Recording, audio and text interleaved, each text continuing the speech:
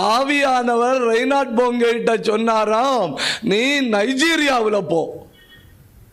நீ எங்க போ? நைஜீரியாவில் போ. கர்த்தருடைய வார்த்தையை கேட்டு போயிட்டாரு. நைஜீரியாவில் போனா உள்ளே விடல. ஆண்டவர் சொல்லி நான் வந்திருக்கேன், என்ன உள்ளே விடல.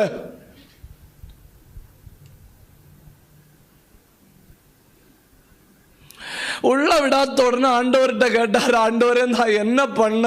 அப்போ ஆண்டவர் சொன்னாரா, இந்த ஃபென்ஸுக்கு இந்த பக்கம் நைஜீரியா, ஃபென்ஸுக்கு இந்த பக்கம் நைஜீரியா. ஆண்டவர் சொன்னாரா, இந்த ஃபென்ஸுக்கு இந்த பக்கம் உட்கார்ந்து ஊழியம் செய். ஆண்டவர் காட்டின இடத்துக்கு போக அரசாங்கம் உள்ள விடல. இப்ப வெளியில வர என்ன செஞ்சாச்சு? வந்தாச்சு, வெளியே இருக்கிறாரு. ஆண்டவர் சொல்றாரு, நீ அந்த வெளியே இருந்து ஊழியம் செய்.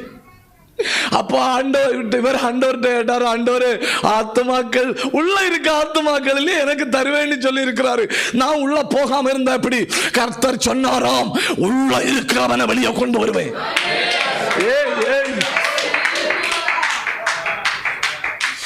எங்க இருக்கிறவனை உள்ள கொண்டு வருவேன், உள்ள இருக்கிறவனை வெளியே கொண்டு வருவேன். 1-2 ஆண்டுகள் ஒன்றும் வெளியே இருக்கல்ல, 9 ஆண்டுகள்.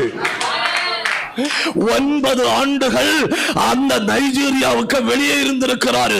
உள்ள போறதுக்காக காத்திருந்திருக்கிறாரு. வெளியே ஊழியம் செய்கிறாரு. வெளியே ஊழியம் செய்யும் ஜனங்கள் வர தொடங்கினார்கள்.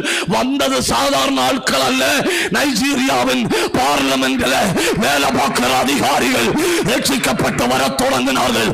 இதை கேட்கிற தேவ பிள்ளையே, என்னை வைத்த இடத்தை பற்றின வெளிப்பாடு எனக்கு இருந்தால் என்னை யாரும் எதுவும் செய்ய முடியாது.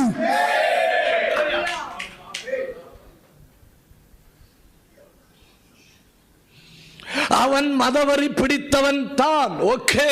அவனுக்கு இச்சை மட்டும்தான் இருக்கு, ஓகே. அவன் காற்றை சாப்பிடுகிறவன் தான், ஓகே. ஆனா என்ன வச்சிருக்கிறது? அவனை திருப்பும்படி.